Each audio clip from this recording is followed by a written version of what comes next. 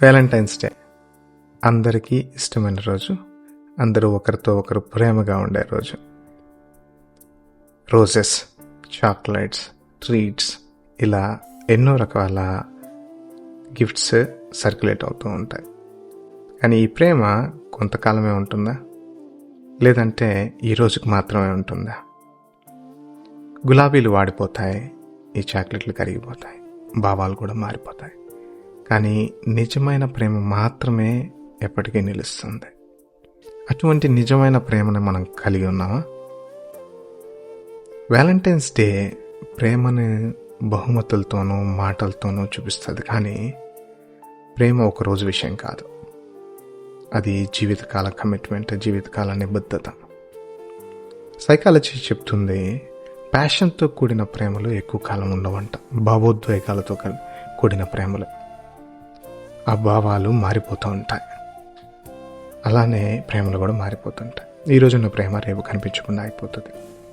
కానీ యాక్చువల్ ప్రేమ క్షమ, సహనం, కమిట్మెంట్, నిబద్ధత, ఇలాంటి ప్రేమ సంబంధాలను నిలబెడతాయంట. అటువంటి ప్రేమను కలిగినప్పుడు శాశ్వతమైన ప్రేమగా అటువంటిది నిలుస్తుంది. మనకు తెలుగులోనూ ఇంగ్లీష్లోనూ ప్రేమ ఒకటే, కానీ గ్రీక్లో చూసుకుంటే 4 రకాల ప్రేమలు ఉన్నాయి. అందులో ఉత్తమమైన ప్రేమ అగాపే, దేవుడు మనుషుల పట్ల చూపించే ప్రేమ. అటువంటి ప్రేమనే దేవుడు మనుషుల మధ్యలో కూడా కలిగి ఉండాలా అని చెప్తున్నాడు, ఒకరి పట్ల ఒకరికి. ఈ యొక్క వాక్యం చూద్దాం. 1 Corinthians 13:7. అది అన్నిటినీ తట్టుకుంటుంది, భరిస్తుంది, అన్నిటినీ నమ్ముతుంది, అన్నిటినీ ఆశిస్తుంది, అన్నిటినీ ఓర్చుకుంటుంది. It always protects, it always trusts, it always hopes, always preserves.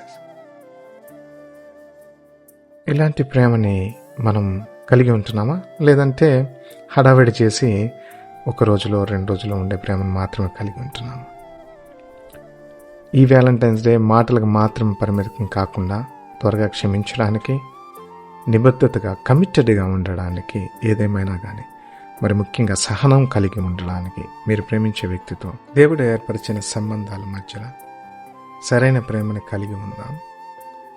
కాలంతో కరిగిపోయే ప్రేమ కాకుండా దేవుని ప్రేమని కలిగి ఉందాం. దేవుడు మిమ్మల్ని దీవించునుగాక.